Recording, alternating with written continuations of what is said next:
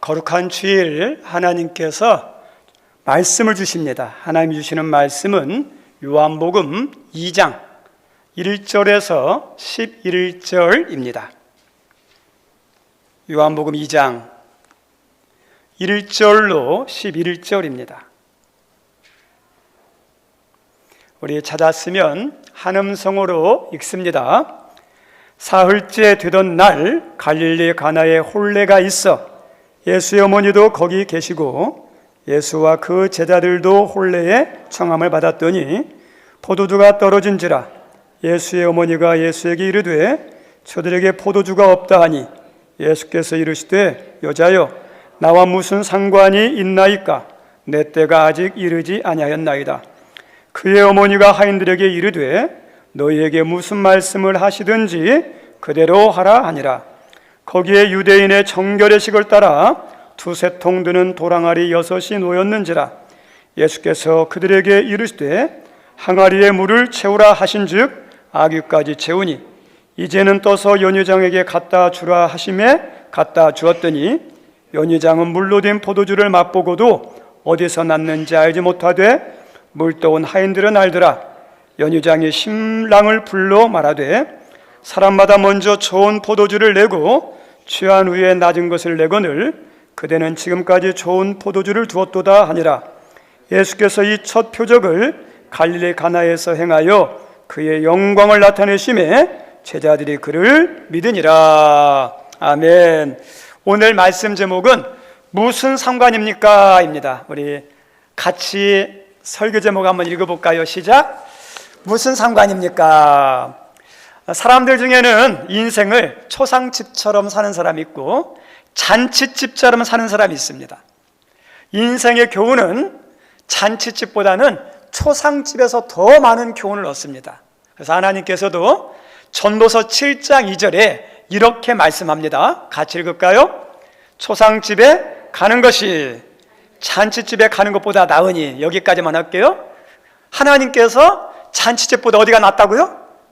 초상집. 그러면 잔치집 가지 말라 그 뜻 아니에요.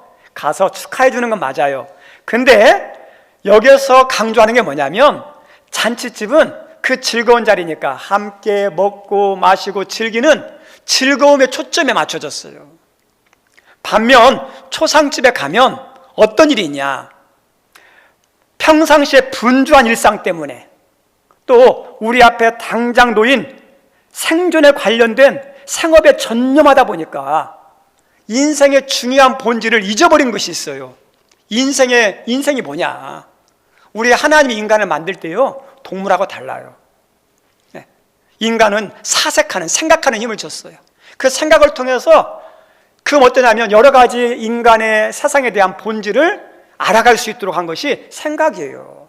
그래서 잔치집에 가면 어떤 거냐? 인간의 본질을 다시 한번 생각하게 돼요. 아, 사는 것도 있지만 죽는 것도 있구나.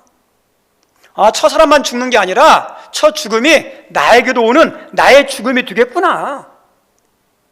안 믿는 사람일지라도 사색하면서 구도자가 돼요. 철학자가 됩니다. 사람은 죽으면 어떻게 될까? 죽으면 어디로 가는 것일까? 하면서 그런 생각들을 해요. 인간의 본질에 대해서. 예수님을 믿는 사람들도 내가 지금 죽는다면 나는 천국에 갈 수 있을까? 하면서 자기 신앙을 돌아보는. 그래서 잔치집보다 초상집에 가면 얻는 교훈이 많아요.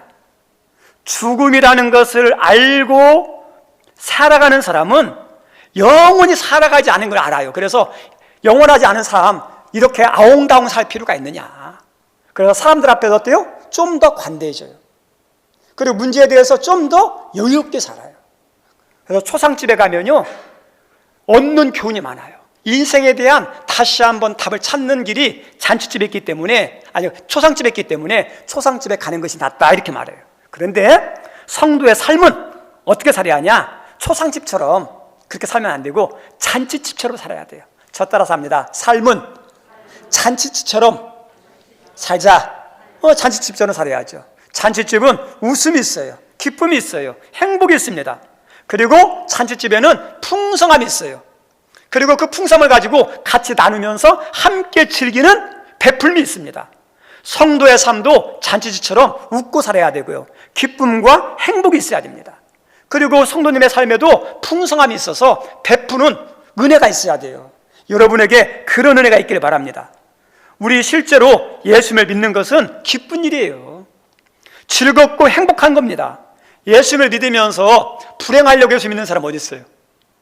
잘못되려고 믿는 사람 어디 있습니까? 망하려고 예수님 믿는 사람 없어요. 왜 예수님 믿느냐? 예수님 믿으면 예수님 안에 평안이 있고 기쁨이 있고 행복이 있고 은혜가 있으니까, 살아나는 역사가 있으니까 예수님을 믿는 거예요. 하나님은 예수님 안에 우리를 죽이는 게 아니라 변화시키고 살리고 은혜 주시고 일으키시려고 예수님을 보내주셨어요. 그래서 예수 믿는 사람은 어떨까요? 삶이요, 달라져요. 슬픈 인생이 기쁨의 인생이 되고요, 우는 인생이 웃는 인생이 돼요. 두려움과 불안에 떠는 인생이 평안의 인생이 돼요. 왜요? 예수님 안에 있기 때문에. 예수님의 축복이에요. 그리고 교회도 잔치집과 같아야 됩니다. 교회도 올 때 평안이 있고 기쁘고 즐거워야 되고 기대되는 곳이 되어야 돼요. 우리 하늘문 교회가 그렇게 되도록 기도해 주시고 그런 교회가 되도록 힘써 주시길 바랍니다. 그리고 특별히 주일 예배는 하나님께서 성도들을 위해서 준비한 영적 잔치의 날이에요. 저 따라합니다. 주일은 영적 잔치의 날이다. 영적 잔치의 날이에요. 하나님께서 우리를 만나주시고 또 우리 예배를 통해서 하나님께서 각자에게 주시고자 하는 은혜가 있어요. 그 잔치 자리를 마련해 놓고 불렀어요. 야, 같이 즐기자. 그래서 성도는 주일 예배 드리면서 경건하면서 조용히 하는 게 아니에요. 하나님께서 마련한 그 기쁨의 잔치에 동참하면서 하나님이 준비한 은혜의 풍성함을 누리면서 사는 게, 그게 예배예요. 그런 예배가 되도록 우리가 다 회복되는 은혜가 있었으면 좋겠습니다. 오늘 본문에도 보면 큰 기쁨의 잔치가 벌어졌습니다. 기쁨 중에서도 최고의 기쁨, 잔치 중에서도 최고의 잔치는 결혼식이에요. 일륜지 대사라고 그러죠. 큰 일이잖아요. 그래서 이 날에는 신랑 신부도 즐겁고 기쁘지만 양가 부모님도 행복한 날이고 친척들과 하객들도 행복하고 즐거운 풍성한 날이에요. 모두가 즐겨요. 그래서 이 즐거움이 방해되지 않도록 이 결혼식을 준비하는 그 신랑 신부 측에서는 결혼 준비를 위해서 얼마나 열심히 잘 준비하는지 모릅니다. 왜요? 잘 준비하지 못해서 이 즐거운 잔치가 망가지면 안 되니까. 그래서 준비를 최선을 다해서 준비하잖아요. 오늘 본문에 나오는 혼인집도 최고의 잔치가 되어서 거기에 온 손님들이 즐겁게 행복하게 누릴 수 있도록 준비를 잘 했어요. 신경을 써서 준비를 했습니다. 정말 잘 준비했다는 것을 보여주는 한 단어가 나오는데 연회장이에요. 연회장. 연회장은 누구냐면 이 혼인잔치가 조금도 실수하거나 부족함이 없이 모든 사람들이 즐기면서 먹고 마시는데 조금도 문제 없도록 계획하고 준비하고 진행지는 것을 책임지는 책임자를 말하는 거예요. 책임자를 줘가지고 이 혼인잔치를 준비할 만큼 이 주인집에서 얼마나 신경을 썼는지를 알 수 있어요. 그만큼 신경 썼고 잘 준비했는데 문제가 생겼어요. 어떤 거냐? 열심히 준비, 부족한 것이 생겼습니다. 포도주가 떨어졌습니다. 이 내용을 바라보면서 어떤 생각이 들었냐면, 야, 오늘 본문의 내용이 우리 인생과도 같다라는 생각이 들어요. 네. 우리 인생도 나름대로 다 열심히 준비하고 성실히 삽니다. 그런데 뭐가 있죠? 문제가 생길 때가 많아요. 학생들 나름대로 열심히 공부하는데 공부한 만큼 성적이 안 나올 때가 있어요. 우리 운동하는 학생들, 예술하는 학생들 열심히 준비했는데 당일날 되면 실력 발휘가 안 될 때가 있어요. 네. 안 해서가 아니라 준비했음에도 불구하고 정말 누구보다 책임감 있게 모든 일을 잘했는데 승진이 안 되는 사람이 있어요. 사업이 안 되는 사람이 있어요. 계획대 안 되는 사람이 있어요. 그러면 왜 저런 사람이 돼야 되는데, 저런 사람이 잘 돼야 되는데 왜 안 되지? 자녀들을 정말 사랑하면서 잘 양육했는데 우리 마음대로 자녀들이 잘하지 않을 때 얼마나 속상해요. 내가 부족한가? 아니요. 부족한 게 없는데 내 마음대로 안 돼요. 사상일도 내 마음대로 안 되고 자식도 내 마음대로 안 되는 거예요. 저도 목회자로서 설교할 때 설교를 하기 위해서 준비하는데 나름대로 준비하는데 어떤 때는요 뭐가 막힌 것처럼 막 설교가 막 힘들 때가 있어요. 막 뜻대로 안 돼요. 준비한 만큼 안 될 때가 많습니다. 게을러서, 준비하지 않아서, 열심히 하지 않아서 안 되는 것, 문제가 생기는 것, 그러면 그래도 괜찮아요. 크게 낙담이 안 돼요. 왜요? 나도 양심이 있으니까. 준비 안 했으니까. 게을렀으니까. 열심히 안 했으니까. 그럴 수 있지. 우리의 양심이요, 그거에 대해서 받아들이니까 큰 문제가 안 생겨요. 그런데 열심히 했는데, 잘 준비했는데, 성실히 누구보다도 최선을 다했는데 결과가 빈약하다, 안 됐다, 실패했다, 막혔다, 그러면 사람이 그때 당황스러워요. 그리고 힘들어집니다. 그래서 어떤 생각이냐, 나는 뭘 해도 안 되는 사람인가? 자괴감이 들어요. 그리고 나는 재수없는 사람이야. 그리고 이렇게 되는 것이 내 운명인가? 하면서 안 좋은 생각들이 들 때가 있어요. 근데 이 생각들은 하나님이 주시는 생각이 아니라 마귀가 주는 생각이에요. 성도는 아무리 힘들어도, 아무리 뜻대로 안 되는 상황 속에서도 포기하거나 절망해서는 안 되는 사람들이에요. 왜요? 성도에게는 최고의 절망과 실패 자리에 그래도 마지막 남은 히든 카드가 있어요. 그게 누구죠? 저 따라서 합니다. 하나님이에요. 하나님이 우리의 어떠냐? 남은 마지막 중요한 카드예요. 우리 하나님은 누구보다도 나를 사랑하시고 도와주시기를 기뻐하시는 분이에요. 아멘? 그저 나를 사랑하시고 도와주시기 기뻐하시는 분이죠. 성도는 세상 사람과 달라요. 성도는 누굴 믿습니까? 그 하나님을 믿는 분이죠. 성도는 자신이 믿는 하나님이 누구보다도 나를 더 사랑하시고 도와주시는 분이라고 믿는 것이 성도의 믿음이에요. 우리 에레미야 29장 11절에 이렇게 말씀합니다. 함께 읽습니다. 시작. 여호와의 말씀이니라. 너희를 향한 나의 생각을 아나니 평안이요 재앙이 아니니라. 너희에게 미래와 희망을 주는 것이니라. 아멘. 우리 하나님 어떤 분이냐? 재앙이 아니에요. 평안이에요. 우리의 미래와 희망을 주시려고 하시는 분이 하나님이에요. 그래서 성도는 가장 힘들 때, 가장 절망하고 실패한 자리에서 어때요? 이런 하나님을 믿고 주님께 나와야 돼요. 이게 뭐예요? 믿음이에요. 믿음이라는 것은 여기 와서 예배드리는 것만 믿음 아니에요. 찬양하는 것만 믿음이 아니에요. 섬기는 것만 믿음 아니에요. 문제 만났을 때 문제가 내가 끝나는 자리가 아니라 이 문제 가운데 하나님이 함께 하시고 하나님이 나를 도우시는 분이라는 것을 믿는 것, 이게 믿음이에요. 그리고 그 하나님을 붙잡는 것이 믿음이에요. 여러분들에게 이런 믿음이 있기를 바랍니다. 그래서 성도는 어떠냐? 어떤 게 실패냐? 어려움이 있을 때가 문제가 아니라 하나님을 찾지 않는 게 문제예요. 성도에게 실패는 어려움 만났을 때 하나님을 붙잡지 않는 것이 실패예요.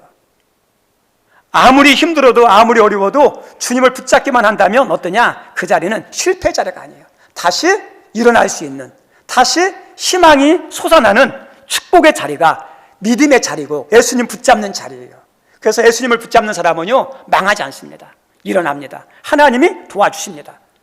오늘 본문 말씀에 보면 혼인잔치집에 포도주가 떨어졌어요. 포도주는 이 당시 결혼에 있어가지고 혼인잔치집에 있어서 정말 중요한 음식입니다. 이 잔치에 참여한 많은 사람들에게 결례가 되는 거예요. 그래서 큰 문제가 발생하자 이 예수님의 어머니가 누굴 찾습니까? 예수님을 찾죠. 수많은 사람들이 있어요. 그 수많은 사람들 가운데 누굴 찾아요? 예수님을 찾는 거예요. 우리 성도 여러분도 마찬가지로 인생의 어려움을 만났어요. 실패를 경험했어요. 뭔가 막혔어요. 그러면 그때 막 사람을 찾는데 그 중에서 누굴 찾아야 됩니까? 예수님을 찾아야죠. 네, 예수님.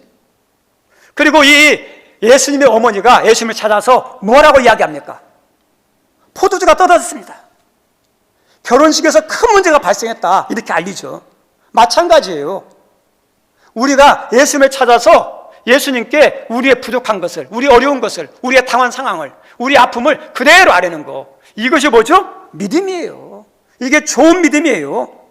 성도에게 가장 큰 문제는 문제 만났을 때 주님 찾지 않는 것이 문제예요.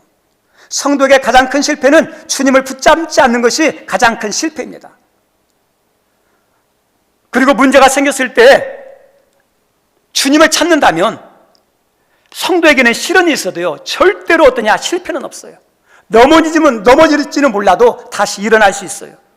왜냐하면 우리 하나님을 찾으면서 하나님께 손을 내밀면 어떨까요? 사람들은 어려워서 힘들 때 손을 내밀면 뿌리치는 사람이 있어요. 외면하는 사람이 있어요. 왜 찾아오냐고 말하는 사람이 있어요. 그래서 우리로 하여금 부끄럽게 만들어요. 야, 괜히 찾아갔네. 그런데 우리 하나님께 이렇게 손을 내밀면 우리 하나님 어떨까요? 손을 뿌리칠까요? 안 뿌리쳐요. 우리 하나님은 내가 붙잡은 손 일면하지 않고 뿌리치지 않고 내 손을 붙잡으시고 하나님께서 말씀하셔요. 너 힘들었지? 너 외로웠지? 그리고 어떻습니까? 하나님께서 그 손에 힘을 주시고 우리를 어떠죠? 일으키시는 분이에요. 도와주시는 분이에요. 그 하나님 우리를 살아가기 때문에 하나님을 붙잡는 인생은, 하나님을 붙잡는 가정, 하나님을 의지하는 교회는 절대 쓰러지지 않습니다. 절망하지 않습니다. 하나님이 위로해 주시고 소망을 주시고 일으켜 주시고 살려주시고 은혜를 주십니다. 그리고 길을 열어주십니다. 그 길이 아니면 다른 산길로 하나님께서 인도하셔요. 그래서 주님을 생각하고 주님을 붙잡는 것이 얼마나 큰 은혜인지 모릅니다. 오늘 말씀에 많은 말씀들이 있는데 여러분 읽으면서 어떤 말씀이 와닿았는지 모르겠어요. 저는 개인적으로 이 말씀을 읽으면서 제 마음에 와닿았던 말씀이 4절의 말씀이에요. 4절 한번 읽어볼까요? 함께 읽습니다. 시작. 예수께서 이르시되 여자야 나와 무슨 상관이 있나이까? 내 때가 아직 이르지 아니하였나이다. 여기서 보니까 여자여 나와 무슨 상관이 있나이까? 우리가 혹시 이 말씀을 읽으면서 오해할 수 있어요. 예수님이 육신의 어머니에게 뭐라고 그러죠? 여자여, 얼마나 무례해요. 우리 성도님들이 어머니한테 여자야 하면 어떻게 되겠습니까? 저 버릇없는 놈에게 어른도 몰라보는 그렇게 되잖아요. 근데 이것은 그런 말이 아니에요. 우리가 잘못 알고 있는 오해예요. 이 여자여라는 이 단어는 우리 예수님께서 십자가에 달려 돌아가시면서 한 번 더 썼어요. 십자가에 달려 돌아가실 때 육신의 어머니 마리아가 와서 막 아파하면서 울고 있었어요. 그리고 그 옆에 가장 사랑하는 사도 요한이 있었습니다. 그때 예수님께서 여자여 아들입니다. 그때 써요. 그리고 제자한테 말하죠. 이제부터 너의 어머니다 이렇게 말하죠. 여자인데 이것은 하대한다든지 무례하는 말이 아니에요. 공동번역에서는 어머니라고 나옵니다. 그리고 헬라의 원어로 귀나이라고 그러는데 이것은 책망이나 낮춤말이 아니라 왕이 왕후를 부를 때 쓰는 존칭어예요. 네. 궁중에서 쓰는 언어처럼 품격 있는 언어예요. 왕이 그의 어머니, 왕후 되시는 분을 부르는 때 하는 거예요. 그리고 또 하나는 자기 아내를 사랑스럽게 부를 때 사용하는 사랑의 언어, 공손한 언어가 여자예요. 그래서 우리나라 들리는 대로 하지 마시고요. 오해예요. 그리고 오늘 말씀에 나와 무슨 상관이 있나이까? 이 말씀이 저는 중요하다고 생각합니다. 이 말씀의 뜻은 이 문제는 내 문제가 아닙니다. 잔치집에서 포도주가 떨어진 이 중요한 문제는 내 문제가 아니고 내가 관여할 일이 아닙니다. 이 문제는 이 결혼식을 주관하는 주인의 문제고 그 주인이 해결해야 할 일입니다. 그리고 주인이 이 결혼식의 모든 것을 맡긴 연회장의 책임이고 연회장이 그것을 해결해야 할 문제입니다. 내가 주인도 아닌데 내가 내 문제처럼 해결할 수 없습니다. 나는 상관이 없습니다. 우리 성도님들, 나와 무슨 상관이 있습니까? 라는 이 주님의 말씀은 오늘날 저를 비롯한 여러분의 신앙 그리고 우리 한국 교회에 던져주는 다시 한번 생각하면서 이 문제에 대한 이 예수님의 말씀에 대한 답을 차지할 아주 중요한 문제라고 생각합니다. 우리들이 믿는 예수님이 있습니다. 그 예수님을 성도들은 두 가지로 믿어야 돼요. 첫째는 구원자로 믿는 거예요. 저 따라서 합니다. 예수님을 구원자로 믿어야 된다. 구원자예요, 구원자. 구원자는 히브리 말로 메시아예요, 메시아. 메시아는 예수님이 나의 영과 혼과 육의 문제를 해결해 주시는 분이라는 거예요. 이것을 믿는 거예요. 단순히 나를 구원해서 천국 가는 것만 아니라 내 마음을 이루하고 내 삶을 도와주시는 도와주시는 분, 구원해 주시는 분. 그래서 이런 예수님을 믿는 사람은 어려움 당했다, 실패 당했다, 커다란 인생의 장벽이 닥쳐왔다, 인생의 어둠이 있었다. 그러면 절망하지 않고 구원자 되신 예수님께 나아가서 예수님 도와주세요, 나를 이 문제에서 나를 구원해 주십시오 하는 것이 구원자로 믿는 성도의 모습이에요. 이게 믿음이에요, 믿음. 그리고 여기보다도 한 걸음 더 나아가는 믿음이 우리 예수님은 나의 주권자라는 거예요. 저 따라서 합니다. 예수님은 나의 주권자이다. 그죠? 나의 왕, 나의 주인, 나의 통치자라는 거예요. 베드로 사도가 예수님의 질문에 대해서 100점짜리 대답을 한 거 다 아시죠? 주는 그리스도시요 살아계신 하나님의 아들입니다. 세 가지 중요한 게 나와요. 주, 그리스도, 살아계신 하나님의 아들, 이 세 가지가 나와요. 여기서 그리스도는 헬라어로 그리스도고 히브리어로는 메시아인데 구원자라는 의미예요. 베드로는 우리 예수님을 구원자로 알았어요. 영혼의 구원자, 삶의 문제를 도와주시는 구원자로 알았어요. 그 모든 것을 도와줄 수 있는 무능한 예수님이 아니라 전능하신 하나님으로 알았어요. 나는 해결 못하지만, 다른 사람은 해결해 주지 못하지만 우리 예수님은 나의 문제를 구원해 주시는 능력의 하나님이라고 고백한 거예요. 그리고 그 앞에 있는 주가 있죠. 이건 주라는 것은 단순한 호칭이 아니에요.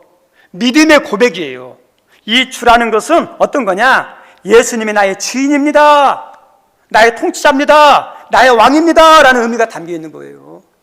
우리 성도님, 우리도 주님에 대해서 예수님을 부를 때 주님, 주님, 주님 하죠. 근데 실제로 주님이 아닐 때가 얼마나 많은지 모릅니다. 예수님을 주님이라 부르면서 실제로 내 문제, 내 중요한 상에 대해서 결정할 때 내 생각을 가지고, 내 판단을 가지고 결정을 해요. 그리고 입으로는 주님이라고 그래요. 입으로는 살아있는 믿음인데 실제는 어떠냐? 주인으로 인정하지 않는. 그것이 뭐냐? 한국 교회와 오늘날 저와 우리 성도님들과 한국 교회 성도들의 많은 문제 가운데 이거예요. 결재권은 주님 안에 있는데 내가 도장 찍어놓고 하나님 이대로 해주세요, 나 이래도 안 해주면 나 삐질 거예요, 나 이대로 안 해주면 내 맘대로 할 거예요. 그러면서 우리는 어떠냐? 주님이라고 그래요. 아니에요. 주님이라고 부르는 속에서는 나의 구원자도 있지만 주님이 나의 왕입니다. 주님이 어떻게 결정하더라도 나는 거기에 대해서 아멘 하겠습니다, 나는 순종하겠습니다. 이것이 주님 신앙이에요. 주님 신앙. 우리 성도님들, 우리들이 아는 거하고 인정하고 큰 차이가 있어요. 아는 거하고 인정하는 건 차이가 있습니다. 머리로 아는 것은 잘 알아요. 우리 하나님은, 우리 예수님은 전능하시다, 나의 주님이시다, 머리로는 알아요. 그 입으로 막 고백해요. 나의 주님입니다, 나의 왕입니다, 나의 통치자입니다. 그런데 인정하는 건 어떨까요? 어려워요. 인정하고 왕권을 내어드리는 것은 더욱더 어렵습니다. 우리가 예수님에 대해서 주님으로 인정하는 증거가 있어요. 내가 주님, 주님, 주님 하는데 그 입술의 주님이 진짜 주인으로 인정하는 게 아니에요. 무엇을 보면 그 사람이 주님을 주인으로, 왕으로, 통치자로 인정하는 걸 알 수 있느냐? 주님의 말씀에 순종하는 거예요. 예수님의 말씀에 순종하는 것이 예수님을 진짜 나의 주님으로 믿고 인정하는 거예요. 예수님을 주인으로, 왕으로 믿고 따르는 성도는요, 어떠죠? 순종하려고 그래요. 순종합니다. 순종하려고 얼마나 애를 쓰는지 몰라요. 그게 주님을 인정하는 살아있는 믿음의 모습이에요. 우리 성경에 보면 지금 대림절 기간이죠. 대림절은 예수님이 이 땅에 오신 것을 막 기다리는 것을 대림절입니다. 이 땅에 오신 것으로 끝나지 않고 내 마음의 주님으로, 우리 가정의 주님으로, 우리 하늘문교회 주님으로 모셔드리는 그 기간이 대림절이에요. 우리 하나님께서 이 땅을 구원하시려고, 축복하시려고, 살리시려고 누굴 보내셨죠? 예수님을 보내셨죠. 근데 예수님을 보내실 때 누구의 몸을 통해서 이 땅에 예수님이 태어났습니까? 육신의 어머니 마리아. 그래서 하나님께서 천사를 통해서 마리아에게 알려줘요. 마리아야, 너를 통해서 한 아들이 태어날 것이다, 아이가 태어날 것이다. 그 아이가 어떠냐? 이 사람들의 죄를 자기 죄에서 구원할 예수다 하면서 알려줬어요. 우리 성도님들, 결혼하지 않은 처녀가 임신해서 아기를 낳으면요, 뭐가 되는 줄 아세요? 그 여인의 수치예요. 가문의 어떠냐? 불명예예요. 그 레위기 율법에 하면 결혼하지 않고 아기를 낳잖아요. 그러면 돌 맞아 죽을 일이에요. 일어나서는 안 되는 일이에요. 그런데 하나님께서 천사를 통해서 너에게 한 아기가 태어날 것이다 해가지고 당황했어요. 나는 남자도 알지 못하는데 왜 어떻게 이런 일이 일어납니까? 당황했는데 하나님께서 천사를 통해서 이야기하니까 이렇게 고백합니다. 나는 주의 계집종이오니 주의 말씀대로 내게 이루어지이다. 이렇게 나와요. 이게 뭘까요? 우리의 하나님을 주인으로 인정하는 진짜 복된 믿음이에요. 이 마리아를 보면서 위대한 믿음의 여인이라는 생각이 들어요. 위대한 믿음에 순종하는 믿음을 가진 여인이라는 생각이 듭니다. 그래서 하나님께서 이 땅 예수님을 태어나게 할 때 이런 믿음의 사람, 순종의 사람이기 때문에 마리아를 선택하지 않았나, 그런 생각이 듭니다. 우리 성도님들, 이게 육신의 어머니 마리아의 하나님을 주인으로 인정한 그런 믿음의 고백이었어요. 그런데 오늘 본문에 보면 이 육신의 어머니가 또다시 예수님을 주인으로 인정하고 믿는 고백이 나와요. 그 예수님을 주인으로 인정하고 믿는 그 믿음의 고백이 뭐냐? 하인들에게 찾아가서 이렇게 말합니다. 예수님이 너희에게 무슨 말씀을 하시든지 어떻게 하라? 그대로 하라. 그대로 하라. 이해가 되고 안 되고 너의 마음에 내키고 안 내키고 그거 중요하지 않다. 예수님 말하면 무슨 말씀이든지 그대로 하라.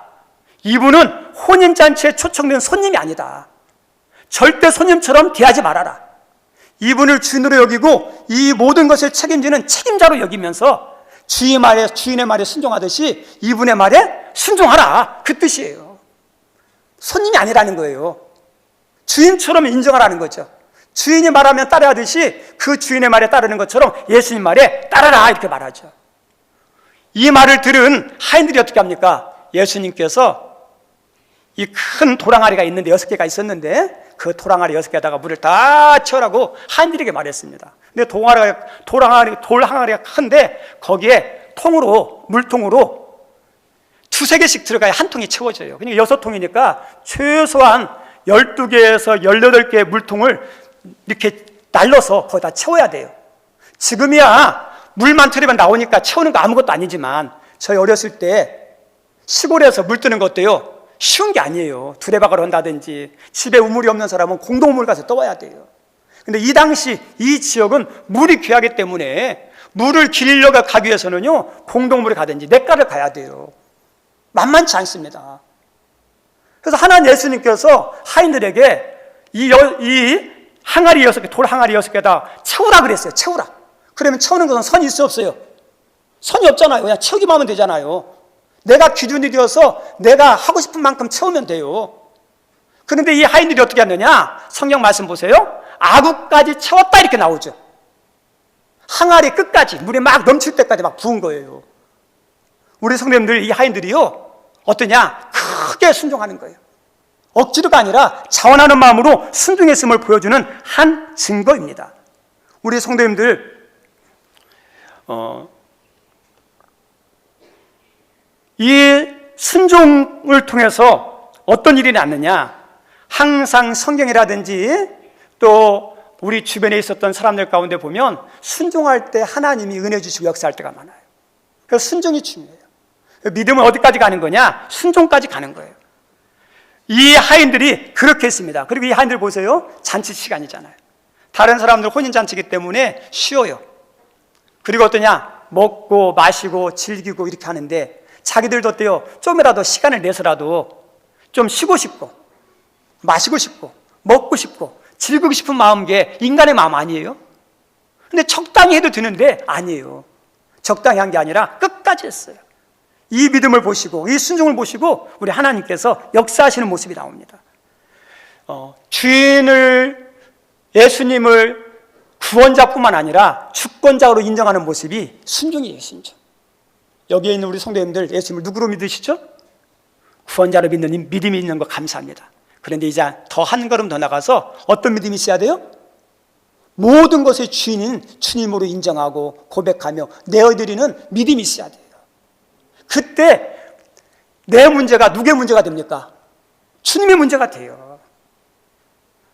내가 내어드리지 않으면, 주님을 인정하지 않으면 그건 내 문제예요. 내가 해결해야 돼요. 우리 찜질방이라든지 여러 이렇게 실내에 들어갈 때 보면 그런 문구들이 카운터에 있는 거 있어요. 귀중품이 있으면 주인에게 맡기십시오, 이렇게. 그리고 맡기지 않으면 책임지지 않습니다. 그죠? 안 맡기고 거기다 혼자 보관했다가 잊어버리면 자기 책임이에요. 그런데 주인에게 맡겨가지고 분실되면 주인 책임이죠. 맡겨야 책임지죠. 제가 이번에 기도원 갔다 왔는데 자랑으로 듣지 마시고요. 거기 갔는데요, 목사님이 한 분이 더 오셨어요. 제가 이제 기도원도 보니까 힘들어서 기도원에 대해서 사명감 있는 분들만 이제 기도원을 운영하는 것 같아요. 그래서 그 목사님은 대전에서 목회하시는 분인데 막 열심히 해요. 최선을 다했는데 목회가 안 되는 거예요. 너무 힘들었어. 그래서 기도를 온 거예요. 하나님, 나에게 은혜 주십시오. 나에게 능력 주십시오.